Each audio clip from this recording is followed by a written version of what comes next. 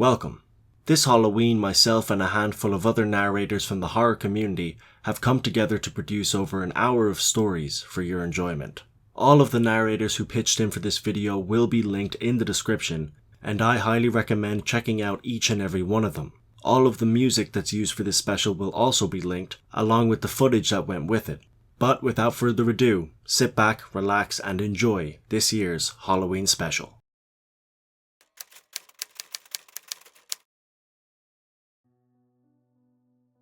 In my backyard, we have a koi pond. It's been kind of a never-ending project of mine and my wife's. Something we've put a lot of time, effort, and money into in the 3 years we've lived in our house. A few weeks ago, we decided to extend it some, and I finally got started on what needed to be done to do that last week. I started digging. After about 3 hours, I dug up a good amount of the area that I needed to, and I was about 4 feet down in this particular spot when I hit something. Whatever it was metal. I continued digging, looking for an edge of whatever this was, and I found it. I followed the edge around as I kept digging, and it turned out to be a square with a handle on top, with 2 hinges on the side. I pulled up on the handle, but I couldn't get it open. I figured it was a chest or a case of some kind, so I dug around the sides of it, but no matter how far I dug, it just kept going. I finally came to the conclusion that it was a hatch of some sort, perhaps a bomb shelter. When we bought the house, there had been no mention of a bomb shelter there, nor had there ever been a mention of it in the history of the house. I dug an area around the hatch so that I could easily get to the top. After a few hours, a night of sleep, and a few more hours the next day of blowtorches, drills, and hammers, I finally got the hatch open. As soon as I pulled the door off, I was hit with a wave of foul odor. The smell was stale and putrid, and was like a mixture of rotten eggs, spoiled milk, and a group of dead skunks. After taking a moment to catch my breath, I finally was able to hold it while I looked inside. There was a ladder that led downwards probably about 20 feet, and I could just barely make out a floor with the sunlight provided. I went to my garage and got a dust mask, hoping it would at least kind of mask the smell, and I grabbed a flashlight. I began my descent down the ladder while my wife stayed up top, curiously observing. The smell only worsened the further down I got, and the mask was doing next to nothing to offset it. I stopped several times on my way down, warding off the urge to vomit. Finally, I think I got used to it enough not to gag with every breath I took. I made it to the bottom, and there was a small corridor to the left, which was a large room. Just as I had suspected, it looked like a fallout shelter. There were 2 rows of shelving units that once had non-perishable foods, almost all of which were gone. I found a light switch on the wall next to me, which I turned on. To my surprise, 3 rows of lights lit up, allowing me to see the entire area. The room was large, likely taking up 2/3 of the square footage under my basement. There was a single twin bed with a nightstand next to it, on which was a handheld radio. There was a rug on the floor, on top of which was a small desk. On the desk there were multiple books, numerous notepads, and various other belongings. In one of the corners of the room there was a bucket that was clearly used for a toilet. How the contents of the bucket were removed from the hatch, I have no clue. There was a makeshift hanging rod attached to the walls, on which was a very, very old looking suit, and resting on top of it was a military helmet. I collected the loose contents of the shelter, the books, notepads, radio, helmet, etc., and placed them in a box that I found near the food racks. One odd thing I noticed was that there was no remnants from food products that were consumed. The place had obviously been used, as the bed was unkempt and the toilet had been utilized, but there was no area where the trash was kept. I didn't think too much of it at first. Now, I hadn't yet looked at what the notepads contained, but when I finally did take a look, I was thoroughly creeped out. All they said, for hundreds of pages, were the words "please let me out." Nothing else. Just those words written in different sizes over countless pages. Next, I did some research on the helmet. It was a standard issue United States Army helmet used during World War II. I don't understand what a US soldier would be doing in a fallout shelter in the Midwest during the Second World War. The next thing I found to be strange was that while most of the books were from the same period the helmet was from, 2 of them were printed in the late 2000s, and the radio was a model that was produced in 1999. Completely baffled, I returned to the shelter. I again descended the ladder.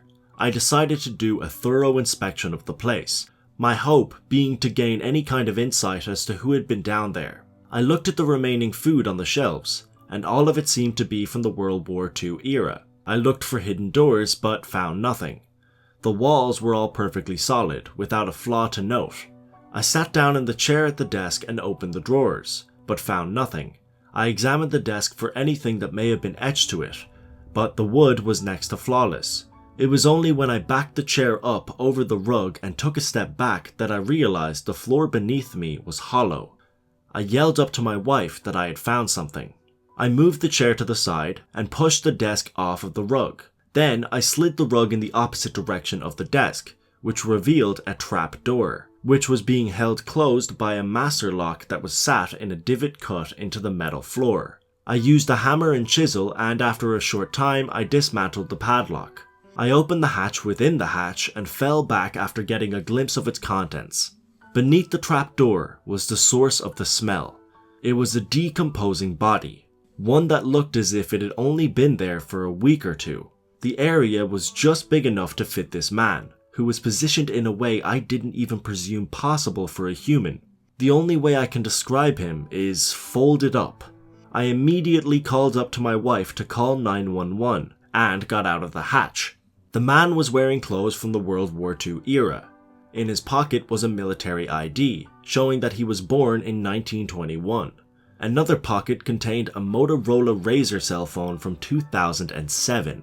His sidearm was a pistol that was produced in 1979. I found out later that the name on the military ID wasn't registered in any armed forces databases, and his social security number wasn't one that was distributed by the United States.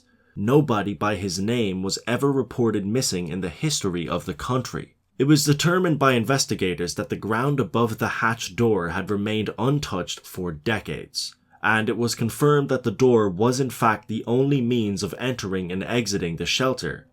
The questions are obvious. Who was this man? How did he have technology from the future? How long was he in this shelter for? When did he die? Where did all his shit and piss and garbage go? How was he only a week or two decomposed? The strangest question to me, however, is who locked him under that trap door and moved the rug and desk back over it?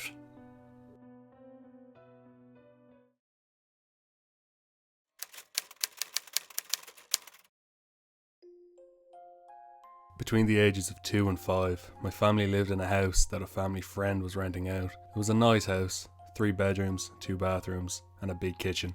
The whole package deal for only $250 a month, and that included the utilities. We were told that when we moved in there were only 2 floors, the ground floor and the upstairs floor where the bedrooms were. I remember when we first moved in and I was exploring the backyard, I had seen a window down at the very bottom of the house. For some reason, it had unnerved me so badly, I immediately burst into tears. Since my parents couldn't get me to explain what had spooked me, they simply took me inside to calm down. This window was a source of fear and unease for me until we moved out when I was 5. My parents assumed that I would grow out of it, and I did, but not until we moved out. I could never place why it creeped me out so badly, but I avoided that part of the yard like the plague. My most vivid memory of my childhood happened in this house. I had been asleep in bed one night when a strange thump from downstairs woke me up. I've always been a light sleeper, but I fell back asleep too quickly for the thud to really make any difference. I woke again to a heavy, awkward breathing in my ear, and someone kneeling next to my bed. When I opened my eyes, I saw the pale, thin face of a man peering back at me. I screamed, he booked it, and my parents brushed it off as a nightmare, but let me sleep in their room for the rest of the night. A week later, my 13-year-old sister woke everyone in the house by screaming at the top of her lungs. She claimed that she woke up to a man matching the one I'd seen crawling into her bed. She described his breathing exactly as I remembered it, causing me to burst into tears. My parents were not pleased. My sister and I slept in their room. Food disappeared really quickly. Mom always just said that it was having 2 growing children and my dad in the house. Sometimes things would be moved from where we left them the night before, but that was also brushed off. My sister assumed that the house was haunted. My parents assumed that she was just being paranoid. For the next couple of years this continued on. Food disappeared, things were moved, and we occasionally had nightmares about the same strange man. When we tried to convince our parents that we weren't just dreaming, they brushed us off and insisted we were. This obviously caused a lot of tension between my sister and my parents. The night of my sister's 16th birthday came the encounter that brought about the end of our stay here. My sister woke up again screaming at the top of her lungs, but it cut out too quickly to be normal. My parents, concerned, went to check on my sister and found a strange man in dirty clothing pinning her down and covering her mouth with his hand. A fight broke out between the man and my dad, but the man was nearly 72 and weak from starvation. It didn't last long, and soon enough the man was subdued and the cops were called. My mom kept my sister and I in the living room while the cops checked out the rest of the house for more people and signs of the man breaking in. Instead, they found a door leading into the unfinished basement. When closed, it blended in with the wall enough that unless you knew it was there, you would never see it. We'd never even noticed it, and apparently the family friend who owned the house hadn't even known about it. The one little room was full of pictures of my sister and I in the yard, taken from the basement window. The reason I had always been so frightened of that window came to light. The man had been taking photos of my sister and I for years. That first day, I must have seen a flash of some kind, or maybe the man himself. The man was mentally unstable and claimed that he was in love with my sister and that I was their perfect daughter. He also claimed that since my sister was now 16, that she was old enough to give him another child. I'm not certain what happened, but I do think that he was sent to an asylum instead of prison. Out of the many fucked up things to happen to me over my life, this one still takes the cake.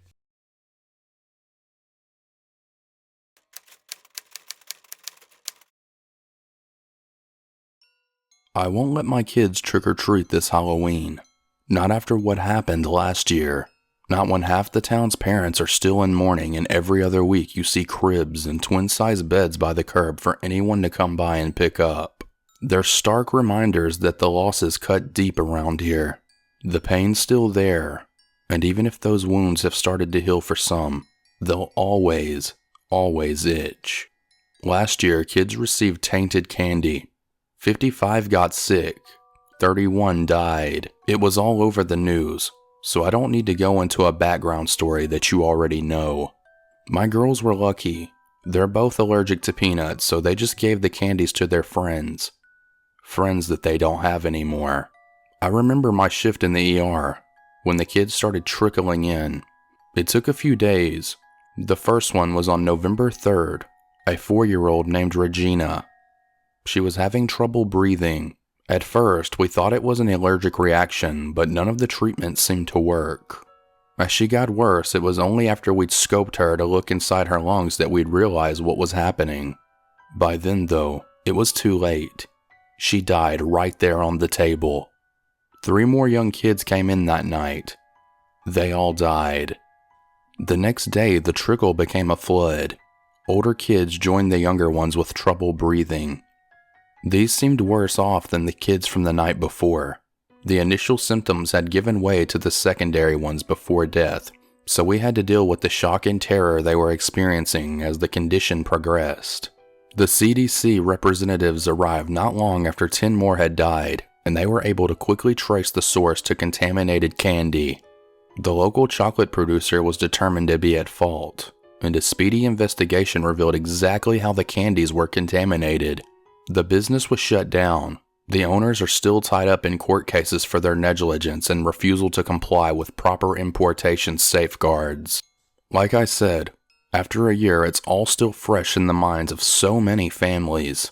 They'll go their whole lives associating the holiday with death and devastation, rather than fun and excitement. Out of respect for that, a few yards are decorated for Halloween nowadays.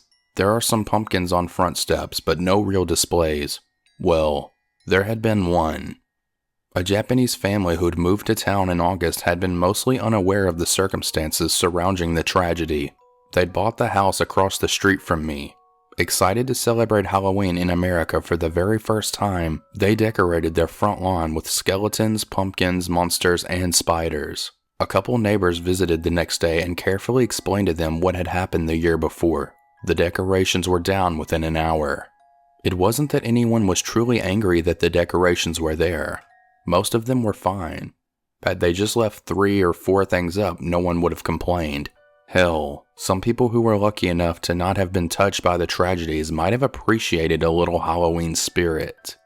But for some, seeing that one thing was just too much. Even I, who hadn't lost anyone, cringed a little when I saw the setup.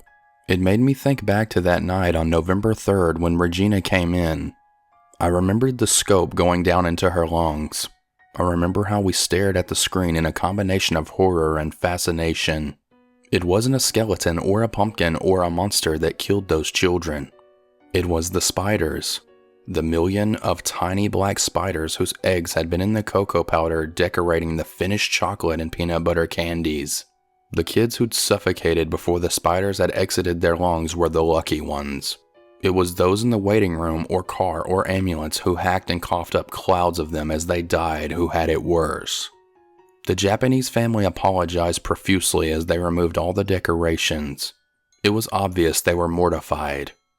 As I watched them out the window, I saw Gichi wave at his wife, Ai, over to get a close look at the lawn. Her eyes widened as she put her hand over her mouth. I couldn't see what they were looking at, but I knew what it was. Ever since last November, there have been webs all over the place. They're small, only the size of a quarter, but immediately recognizable as being from the same Honduran spider that had been accidentally imported by the chocolate shop owners. The town's infested with them. I try not to get too close to the corners and eaves of my house because I know they're there. Harmless, but there. Just another cruel reminder. One of many. I haven't touched a piece of chocolate in over 350 days.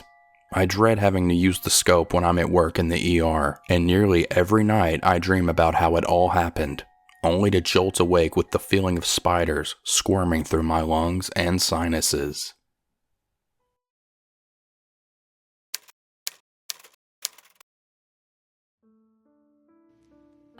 Okay, so this happened this summer and I still can't take my mind off the whole situation. It's by far the scariest thing that's ever happened to me. First things first, I'm a female and I'm 20 years old. I live in a small village in England. It's beautiful and I've lived here all my life, so I have many good memories here. In June, I started walking to the neighboring village every day, which took maybe about around 25 minutes to walk. The village is a lot more old-fashioned and has a lot of history. The journey was fun for me, and because I love the countryside, it's a beautiful place and it interests me quite a lot too. As soon as you left my village, you would be walking on country lanes that followed you to the other village. Usually, I would leave my house at around 11 a.m. and start walking back to my own village roughly around 2 or 3 p.m. I went alone most of the time, apart from the weekends when I would go with close friends. Both my village and this village only consisted of houses, parks, and churches, all that sort of stuff. When I went alone, I sat at a beautiful park and would sit on a picnic bench and read a book or sit on my phone for hours. I even bought a phone case that charged my phone just so my phone wouldn't run out of charge. I did this for a month, until mid-July when I went shopping and sat in a pub at the closest city with my friends on a Thursday. This meant that I didn't go to the village at the usual time. I got back quite late, maybe around 9 p.m. I don't know what the fuck was going on in my mind, but I decided that I would go to the village tonight due to the fact that I wasn't tired and I was in a good mood. I left my house at 9:30 and started heading there. It was getting quite dark, so when I left my village and entered the country lanes, I got my flashlight up on my phone. I was walking for about 5 to 10 minutes before I realized that what I was doing was stupid. Walking the country lanes at this time at night was not a good idea. Stupidly, I continued. It was no longer than 2 minutes later that I noticed a silhouette in the distance. It was standing about 20 yards away next to the sign that told you which directions you can turn to. I felt pretty awkward because I didn't want to pass this person at this time of night, especially on my own. I crossed the road to walk on the opposite side, and the person was just standing there and they were staring at the ground. As I got closer, I could make out what they were wearing. It was a man wearing a black hoodie, tracksuit bottoms, and some muddy trainers. I got closer and closer, and when he finally knew I was there, he looked up and stared at me. For some reason, I stared back but carried on walking. I shrugged him off and was walking straight for 10 seconds until I heard him walking behind me. I turned around and he had crossed the road to my side. I then noticed his face. I was terrified and disgusted. He looked like he had been on drugs for most of his life and must have been in his mid-30s. I couldn't turn around now. I was halfway there and knew for a fact that he would follow me home if I did. I didn't know what to do. I still had at least 10 minutes of walking left and was in the middle of nowhere.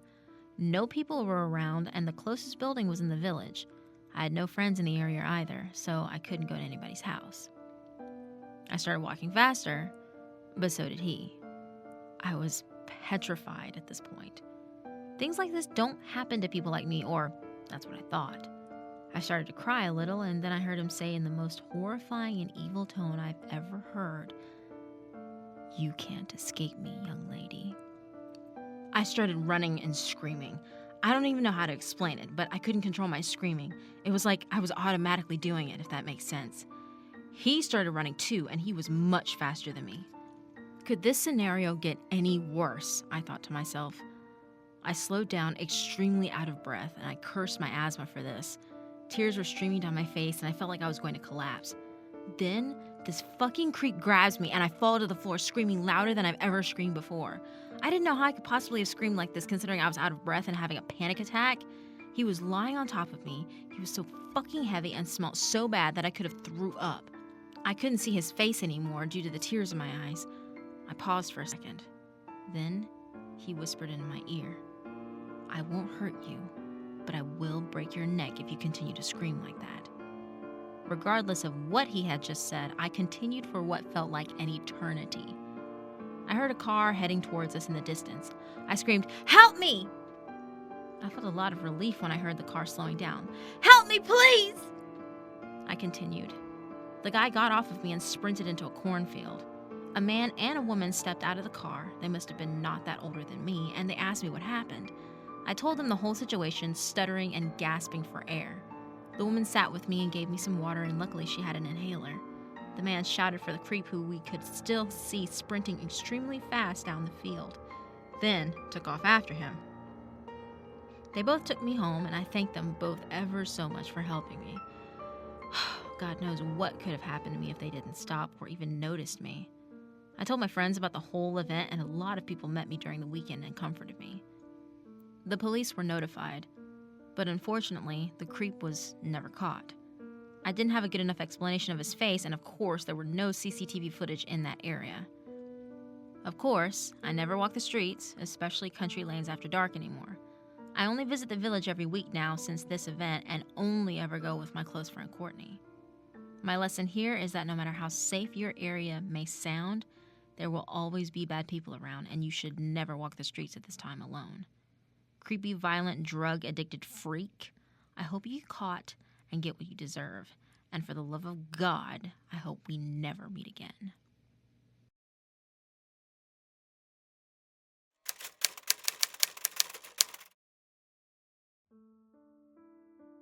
This happened on Halloween 4 years ago.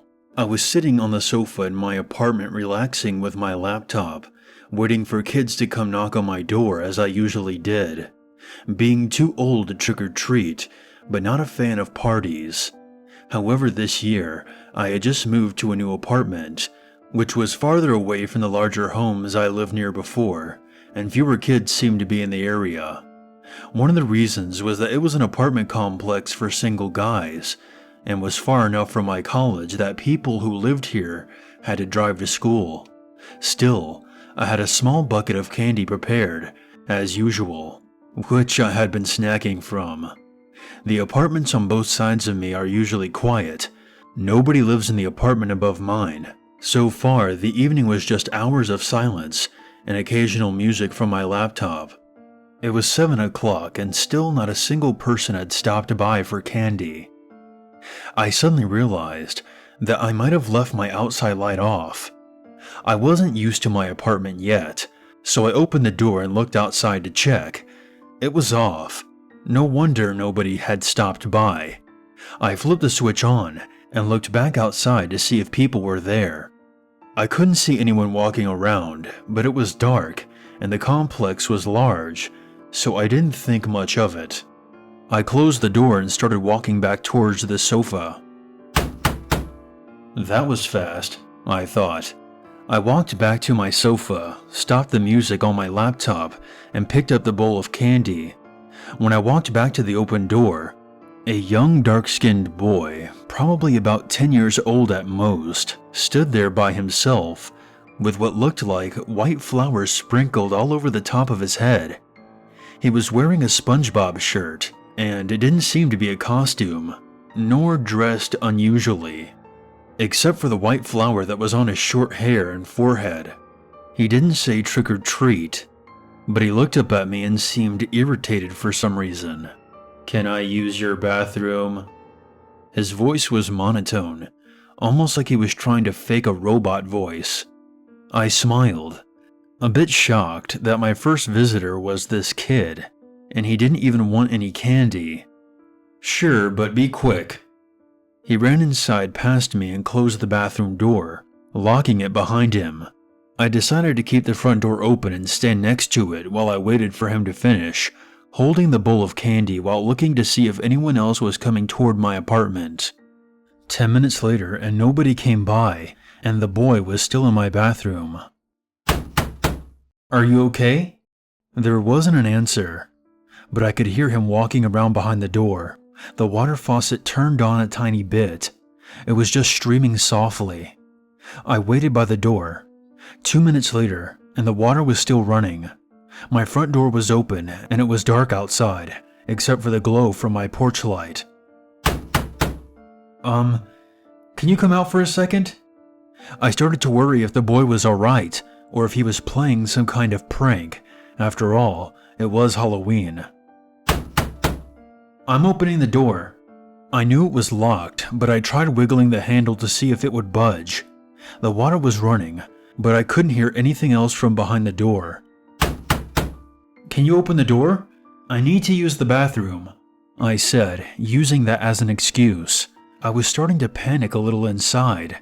Maybe he was hurt. There was still no answer. Now I was really starting to get worried. I ran my shoulder into the door once, wondering if what I see people do in crime dramas really works or not. It really hurt.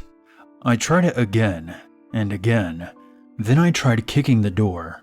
At this point, I'm starting to freak out. The bathroom doesn't have a key, so there was no way to open it. "I'm calling the police." Actually, I was worried if the police would even show up in a reasonable amount of time on Halloween. I called them anyway, and they said they were in the neighborhood and could be right over. While they drove over, I explained on the phone what was going on. When they arrived, I ran outside and unlocked the complex gate, then followed them back to my apartment. The 2 officers arrived. They heard the water running and then started kicking at the door. One of them had a crowbar but didn't need to use it. My cheap wooden bathroom door was open in a few solid kicks. It shot open, spraying paint dust and wood chips everywhere. Then I saw both of the officers pull out their radios at the same time and enter the bathroom. I ran up behind them to see what happened, but the officers' figures were blocking the view. "Oh boy," I heard one of them say. Now I was freaking out, and I couldn't talk. I was already uncomfortable in my new apartment. I didn't want to have a memory of finding a dead boy in my bathroom. Both officers were shuffling around in the bathroom. Then they stepped out and put their radios away. They looked at me sternly, and then one of them sighed. "I'm not sure what to say. I'm going to let you off with a warning because it's Halloween." My mind was filled with nothing but confusion and fear. I couldn't even look back at the officers after seeing their expressions. "I'll have one of our guys give you a call tomorrow to discuss this. For now, don't call us up anymore tonight." And then they walked out of the front door. One of them turned back to look at me, and then left the door open. In my panic, I ran into the bathroom. The floor was covered with tiny white wood chips from the door. The faucet was off. I didn't even realize the officers had turned it off. Nothing was there. Nothing else was touched. The next morning, I got a call from a woman. I was certain when I answered the phone that I was going to be in trouble, but what followed shocked me. "I was going to call you in regards to a prank phone call this morning, but after reading the report the police gave me, I'm not too surprised this happened in the first place," was what I heard. "This is the apartment manager, by the way. We had the same call from someone in that apartment 5 years ago for a similar thing. Maybe you can ask the police for more details, but simply put, when we used to be family housing, a boy died in that bathroom 7 years ago. They say he drowned in a bathtub. I couldn't say anything. Happened 7 years ago, and after they left, the next residents called the police a couple of years later, saying that they heard a boy locked in their bathroom and wanted us to come help. When we got there, it was empty. So it was a ghost? Was all I could ask. I'm not saying anything. I don't know about all that. I'm just saying that this is not the first time.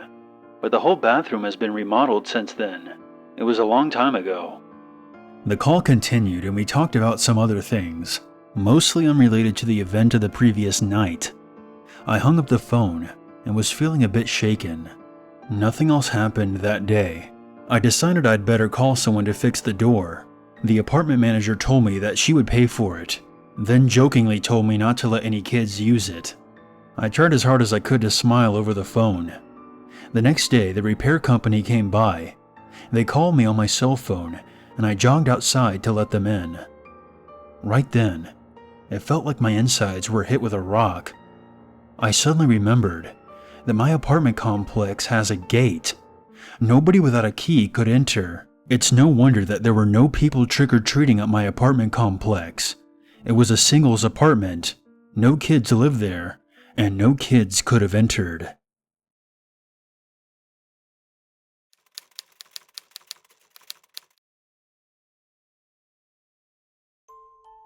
This happened about a year ago. A little info about myself first. I'm a 19-year-old female. I am also very small. I am 4'11" and weigh 95 pounds soaking wet. My 11th grade year of high school is when this event took place. It was within the first 2 weeks of school and I was a bus rider. We had a new bus driver at this time. Me being a very sociable person, I always thanked him for his service and was always super nice to him. And I believe that's where I messed up. One day after school, I was riding the bus. I was always one of the first to be dropped off, so when I realised I had been on the bus for an extra 10 minutes, I was a little curious, and I just chalked it up to the fact the bus routes get changed sometimes. At this point, I have been on the bus for about 30 minutes, and there were 2 kids left on the bus, an old friend of mine, and of course myself. This friend of mine lived in a very remote location, and there was absolutely no cell service out there, so when we dropped her off, I couldn't call my parents to let them know what was happening. As we were leaving this area, the bus driver pulled into a cemetery and told me to look out the window. When I did, I saw a torn to shreds baby deer. My whole body went into shutdown mode. I didn't know what to do. My initial reaction was to pull out my phone and call my parents, but then I remembered I had no signal. I immediately got up and ran to the back of the bus. Keep in mind, I'm the only kid on the bus. We sat by that deer for a good 10 minutes, and the whole time I'm in the back and my blood is absolutely boiling. It took everything in me not to run off that bus and look for help. When we started to leave, he just started talking about random stuff, like how he loves his wife and his new job as a bus driver. The whole time he's barely paying attention to the road. I get on my phone and go to Google Maps. Thank God it actually worked out there. I realised that my house was 15 minutes from where we were, and I was super excited to be going home soon. But hell was I wrong. This jackass then decides to take a shit ton of back roads and keep talking to me. The whole time I'm just sitting in silence with no service on my phone. So about 20 to 25 minutes later, I start seeing landmarks that are around my neighbourhood. I look down to find service on my phone. I immediately call my dad, but of course he doesn't answer. Not even 2 minutes later, we pull in by my neighbourhood and he drops me off at my house. I wanted to run, but for some reason I just stood in my yard and stared at him, frozen in fear. Eventually he pulled off, and when he did, I took off running into my house. My parents were in the room freaking out about where I was. My mum started grilling me about where I was and what I was doing. I get out of school at 2:15 and I got home at around 4:45ish. On a normal day I would get home at about 2:30, so my mum was very upset. My dad's phone was dead because he tried to call so many times. I began to cry and tell them everything that happened. My dad was furious and called the school and used my mum's phone to record the whole conversation between my dad and the principal and myself. My principal was extremely pissed off about what had taken place, and so was my dad. My mother was just cuddling me and asking me if I was okay and if anything else happened. I didn't go back to school for 2 days. There was no formal investigation, the school handled it themselves. The bus driver denied everything, and when they checked camera footage, the camera happened to be covered by a sticker or something of that sort. Thankfully, nobody believed the bus driver, and he was fired. I haven't even rode the bus since. I know this isn't as creepy as most stories, but it's mine, and it's still the most bone-chilling experience I've ever had.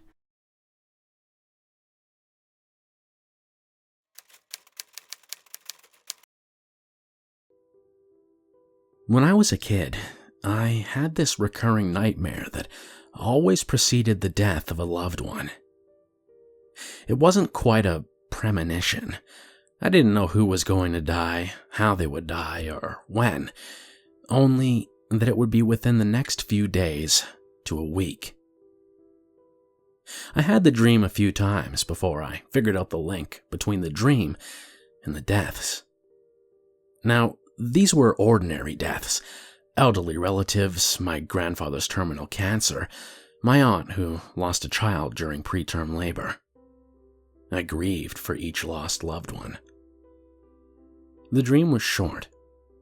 It took place in this massive white room, so big that I couldn't see the walls. Maybe there weren't any walls. It was like I was looking through a rip in reality. More like I was seeing behind the fabric of the reality we live in, seeing the machine that operates our universe.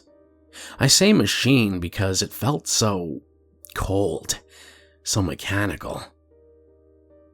In the vast nothingness of all white, I would see this gray, not quite steel cable extending as far as the eye could see. On the cable was a massive black sphere.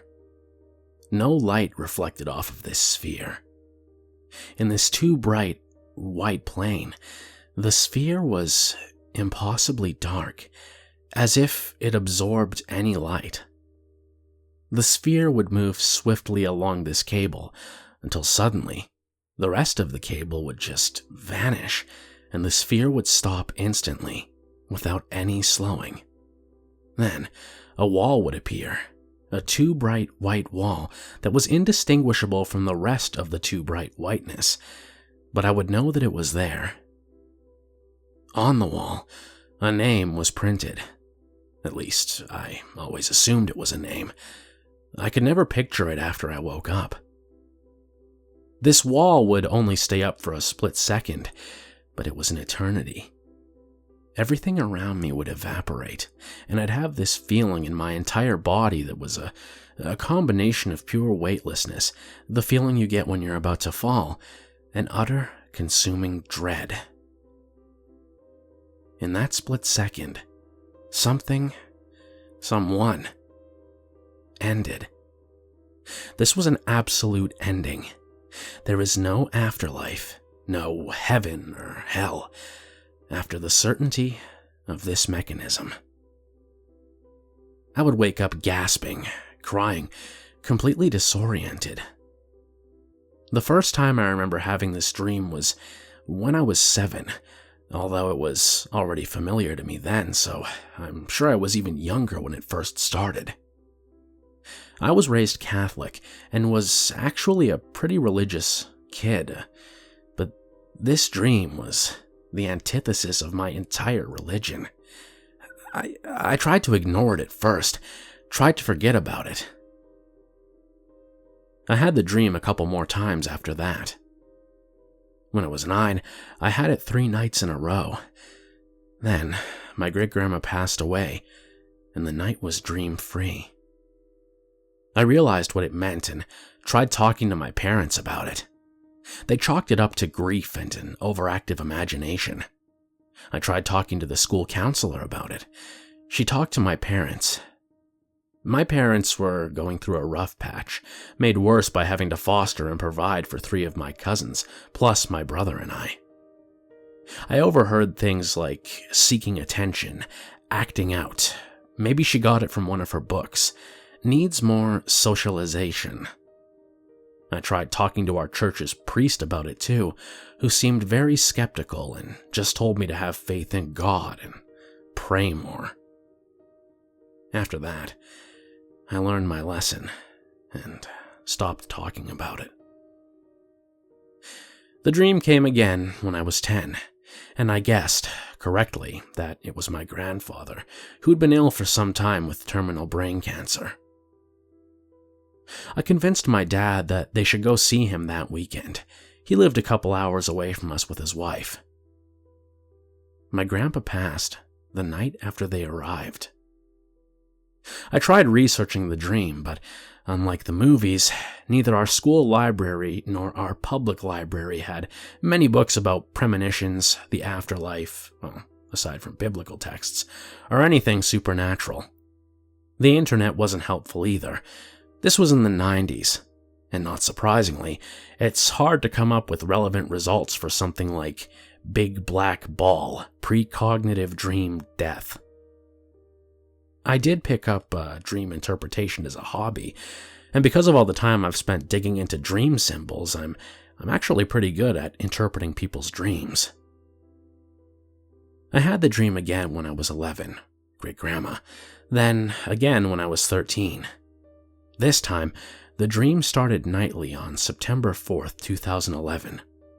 By the next week, I was very paranoid and freaking my parents out, mostly because I kept urging them to be careful and telling them that I loved them approximately 100 times per day. They kept asking what was wrong, but I didn't think they'd believe me, so I didn't tell them. September 11th, 2001 happened, and I didn't have the dream that night. I didn't lose anyone close to me in the attacks, but it was a tragedy felt by the whole nation. The next day, my mom asked me why I had been so weird all week, and I told her that I had a dream, and that I knew something bad was going to happen, but I didn't know who it was going to happen to or when. She didn't say anything after that, but I got the feeling that she believed me and was a little scared of it. I was just shy of my 14th birthday when the dream started coming again. I also had the flu and was running a fever, so I'm not sure if that affected me and made me a little delusional, but I spent about a week feeling like I wasn't sure if I was dreaming or not, even though I was awake. 2 nights before my birthday, my fever peaked, and I went to bed early. The dreams were intense, alternating between my recurring dream and other creepy black and white dreams that I've never been able to remember. What I do remember is sleepwalking. I've always been a sleep talker, but this is the only time I've ever sleepwalked. And I have lucid dreams quite often where I'm able to change the dream that I'm in and remember it. But this was completely different. I wasn't in control of myself. I knew I was dreaming, but I was trapped inside myself, a spectator, helplessly watching as I walked around. My house was different too. The blinds and curtains were gone from the windows, and instead of the street lamps and lawns outside, there was just black. A flash of light, similar to lightning, would go off and light up the blackness for a split second, but there was no ground, nothing to light up. The inside of the house was stripped bare, down to just beds. No other furniture, no clothing, toys, towels, or anything else that you would normally see lying around a house. Everything was black and white, except the people, my family. I walked around in my sleep, not in control, but fully aware of what was going on, checking on all of my family members to see if they were alive. Once I had checked on all of them, I looked out this big window at the landing of the stairs, and when the lightning-like flash went off, I glimpsed the familiar cable and giant sphere in the distance. I felt this cold, unforgiving, omnipotent presence behind me, at the bottom of the stairs. And I knew that I had been found. Something new that I had seen behind the curtain, had seen the mechanics operating our world, and it was here to fix that problem. I turned to face it. The next thing I knew, it was morning. The sun was shining through the blinds of my bedroom window. The birds were chirping outside. I'm not being dramatic. I remember this part very clearly. And I was lying in bed. I felt great. My fever was gone, and the flu that had had me in bed for a week had disappeared overnight. It was a beautiful morning. The stuff of fairy tales, minus the singing birds and animals that help with chores. And I was utterly confused by it because it seemed like a second ago I'd nearly been face to face with something that didn't want me peeking behind that rip in reality. I was still filled with such dread, and I rushed downstairs to find my mom and ask if everyone was okay. Now that I think about it, I should probably apologize to my mom for that morning, because I'm sure I scared the hell out of her. The day before, I was so sick that I couldn't keep any food down, and I had to alternate Tylenol and ibuprofen just to keep my fever below 104. Then that morning, I was running around, looking much better, except I was obviously scared and asking if everyone was okay. Everyone was fine. Everything was fine. But someone was still going to die. I had no idea who. I spent the day frustrated and scared because I was powerless to stop whatever was going to happen. And even though that presence was gone, there's not really a guarantee when it comes to forces that are far beyond mortal comprehension. I tried not to think about the sleepwalking.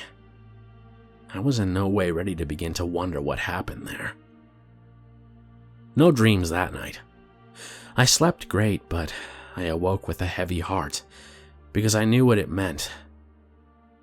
It was my birthday, but I wasn't celebrating. Around 5 p.m. that day, my mom came into my room and sat on my bed next to me. She was trying to hold back sobs as she told me a friend of mine was in his parents' van with his dad driving, his mom in the front seat, and his sister sitting next to him, heading into town the night before. For some reason, I think maybe an animal ran into the road, the van swerved and went off the side of the road, flipped upside down, and landed in the river. Several hours later, someone was driving by and saw frost on a tire that was barely sticking out of the water and called it in. The family had all drowned. It took me years to find an uneasy peace with what had happened. I felt such guilt, like I could have prevented it, like I could have stopped any of it. Losing my friend and his family was devastating to me. They were wonderful people, and although my friend and I were young, we could have been more than just friends, eventually. I never had the dream again.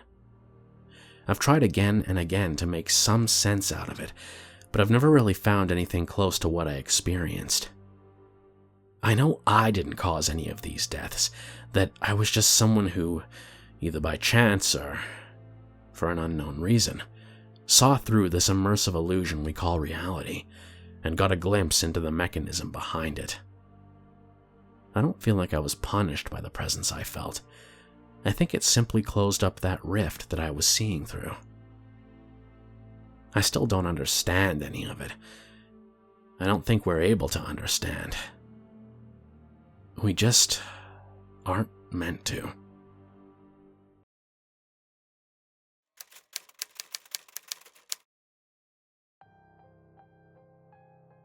For me, yesterday was Tuesday. The day before that was also Tuesday. The rest of today will be Tuesday, and tomorrow could be Tuesday too, but I won't know until I get there. It isn't hard to explain. You, like most people, experience every day once. There's a certain poetry in that, although most people don't see it. It means every day is your only shot. You don't get to try again because what you do has permanence, beautiful, unmistakable permanence. You have the certainty that what you do today will continue to be what you did today when you wake up tomorrow morning. That's a luxury I don't have. I've had my curse for a few years, though it was just a month ago that it began. It was a Monday in September. I woke up, it was raining outside, I ate a bowl of Cheerios, I showered and brushed my teeth. Then I went to school. I'm in high school, and I will be forever at this rate. My first class was Algebra 2 and God was it boring. I couldn't pay much attention to any of it. Then I had equally boring adventures in English, US history, and physics. After that came lunch. I ate with my friend Samantha. I've known her for at least 2 years. Now she's only known me for 4 months, but I like to think that because I know her so well that she gets just as much out of our friendship. We were eating lunch in our school's library. We always eat there, it's our tradition. Her parents have been fighting a lot lately. She confided to me. Divorce was imminent. Honestly, it would be a sweet release. Those were her exact words. I nodded. Teenage boys never know what to say when it really matters. All I could do was look around at all the other kids in the library. Tryhards finishing assignments, nerds playing Magic the Gathering, quiet brains reading in the corner. We talked and ate until the bell rang. Then we both went to our separate classes. I had Spanish in my creative cooking class. Then the school day was over. There was track practice after school, but I decided to ditch it and go home instead. There was a dull pain developing in my stomach that made me think I was getting sick. When I got home, I flipped on the TV and watched for a few hours, every now and then checking the internet or doing homework. My parents didn't get home until later that evening. When they finally did, around 9 or 10 o'clock, we ate some reheated hamburgers and watched part of an episode of Dexter together. They were too tired to make it through the whole thing. Don't spend the entire night in front of the TV. Good night. After the episode ended, I went to bed. It didn't take long for me to fall asleep. The next morning, I woke up. The sound of rain tapping my window filled my ears. I ate a bowl of Cheerios, I showered and brushed my teeth, I went to school. Went to Algebra 2, and it was even more boring than the day before. I already knew all this stuff, why learn it again? Then I went to English, US history, and physics. Each one boring, repetitive, and pointless. I met Samantha in the library for lunch. Nothing new to report, I told her. School is as dull as ever. Then she told me about her parents. They had been fighting lately, and they were thinking about getting a divorce. Didn't you tell me this yesterday? I asked. No, I don't think so. I nodded. Obviously she had, but it wasn't the time to harp on her about her forgetfulness. I kind of hoped they get divorced. Honestly, it would be a sweet release. They haven't gotten along for years. A sweet release. That phrase sounded so familiar. I think you said that yesterday too. When? When we had lunch. What are you talking about? My gaze drifted from her to the people around us. A group of less popular kids playing Magic the Gathering. A boy who always talked too much in class putting the finishing touches on a paper. A small mousy girl reading in the corner by herself. All of them in the same place they had been the day before. Martin, are you okay? You're being weird. Samantha shook my shoulder. Everything seems so familiar. I told her I was fine and that I was having a strange day. Déjà vu, I said. We finished lunch together. I went to my remaining 3 classes. I had track practice, but I felt sick to my stomach, so I went home instead. My parents weren't there when I got home. I waited for them like I had the day before. When my parents came home, we had leftovers again. Hamburgers. We watched part of an episode of Dexter. We've seen this one. My mom shook her head. I don't remember it. My dad agreed with her. Netflix says that this was the next unplayed episode. They were too tired to finish watching. As they ascended the stairs to bed, my dad turned to tell me something. I knew what he was going to say. The words left my mouth first. Don't spend the entire night in front of the TV. Took the words right out of my mouth. Night, kiddo. The feeling of déjà vu blared in my mind. That day had been exactly the same as the day before. As I lay down in bed, I noticed my phone for the first time. Monday, September 19th. Panic set in. Had I dreamt my whole day ahead of time? Were my memories of the day fake? I tossed and turned in bed. I was quite worried. Eventually, exhaustion forced my frantic mind to sleep. The next day was the same. And the next. Same conversation about divorce with Samantha. Same boring classes. Same half episode of Dexter with my parents. I thought the same thing that anyone else will be thinking. Somehow I'd ended up in a low-budget version of the movie Groundhog Day. For 5 days this went on. It was funny. On the evening of the 5th consecutive Monday, shortly before I fell asleep, I promised myself that if tomorrow was the exact same, I was going to go to a hospital and have them figure out what was wrong with me. But on day 6, everything was different. We were out of Cheerios, my classes taught different lessons, and Samantha didn't show up to school. My phone finally stopped reading Monday the 19th and instead read Tuesday the 20th. I've never felt relief like that before. That was until the next day. The Cheerio box remained empty, Samantha was gone, and my phone broke the same horrible news to me as the day before. It was Tuesday the 20th. The next 7 consecutive days were Tuesday the 20th. With every repeated day, I feared that I had fallen into some sort of a time loop. But on what would have been the 9th Tuesday, it became Wednesday. Wednesday repeated 4 times. Thursday repeated 3 times. Friday repeated 9 times, and so on and so on. Most days repeat somewhere between 3 and 6 times. Every day resets back to the moment when I woke up. Sometimes I change the things I do. I turn left instead of right when I know there'll be a car accident up ahead. I avoid people who are going to be in bad moods. I skip watching TV because I know what each character is going to say in each scene.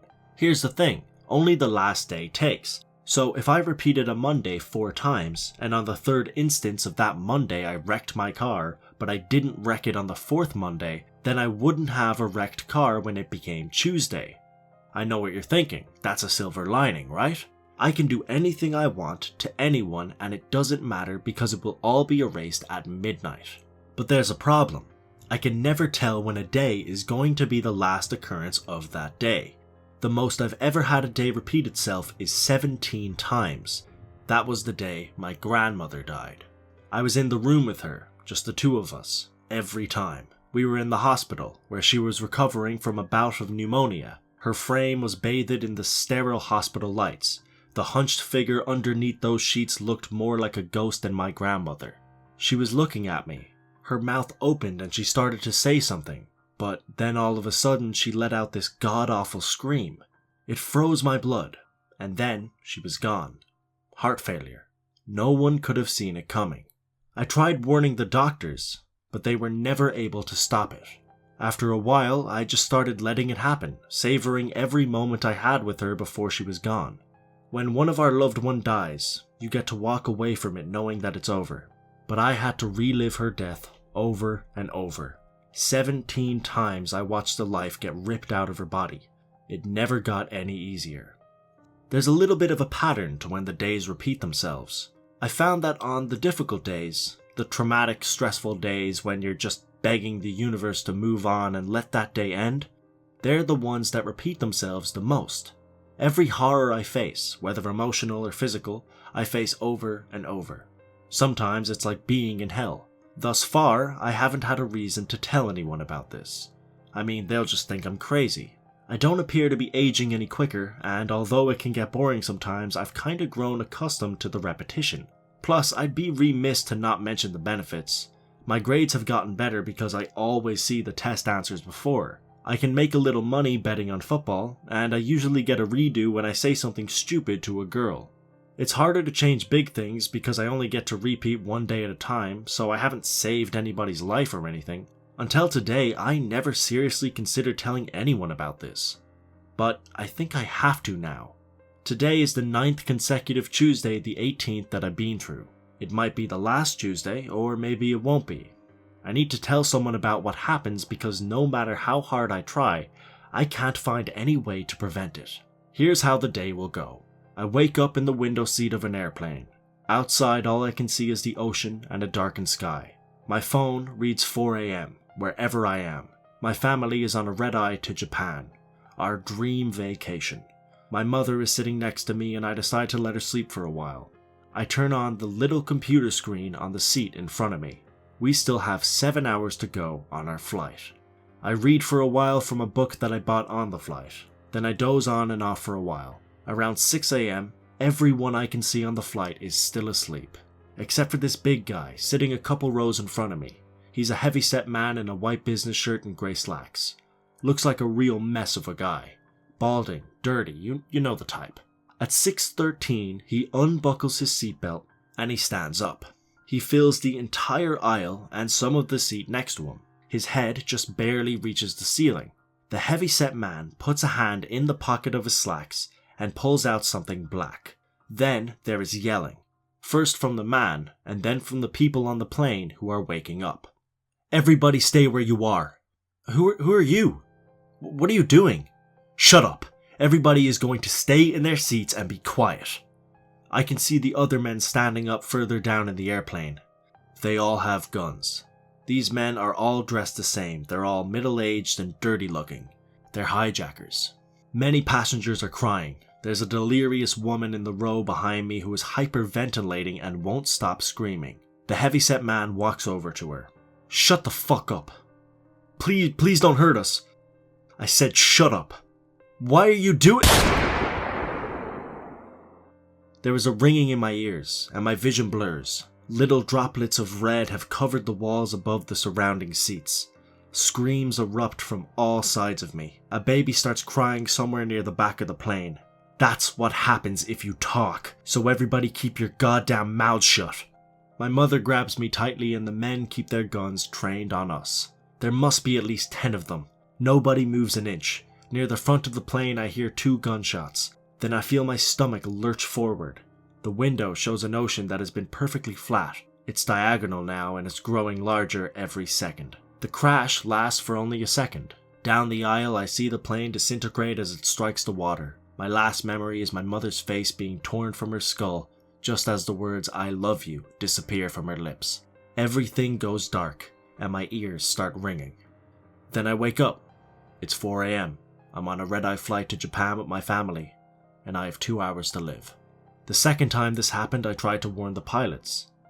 They wouldn't listen to me. The third time, I tried to warn the other passengers. One of the hijackers stood up and fired his gun at me before I could even finish telling them. Immediately afterwards, I woke up. I was still in my window seat and the 4th repeat of this day was beginning all around me. There was no chance of me trying to stop the hijackers. There were simply too many of them. I've told the flight attendants, I've told my mom, I've done everything I could. Strangely enough, people don't believe you when you say a bunch of middle-aged men will crash your plane in 2 hours. There's in-plane Wi-Fi. Around the 5th time I woke up, I snuck my mum's credit card out of her purse to pay for it. I've tried contacting the government, the TSA, air control, everything you can think of. The hijackers always win. There's too many of them and too little time to warn everyone else. I'm not sure how many times this day will repeat itself. Maybe tomorrow I'll wake up and it will be Tuesday again, or maybe I won't wake up at all. This is the 2nd time I've set this message to upload. The 1st time didn't take. I want to say a few things in case this reaches anyone I know. To my family, I love you. You were always there for me no matter what. To my friends, thank you for putting up with me all these years. You've made life worth it. Especially Samantha. Samantha, if you get a chance to read this, I've always had a crush on you. Even with the thousands of repeated days, I never knew how to tell you until now. I'm sorry that I waited so long. It's almost time for the hijackers to start, so I better go. In case you haven't figured this out, if you're reading this, that means this time took. It means I'm already gone. And that is it for this Halloween special. I hope you enjoyed, and if you did, please don't forget to check out all of the narrators who were involved, along with all of the musicians and the footage that I used to make this possible. I will see you guys in November for some more videos, but for now, I hope you have a happy Halloween. Until next time.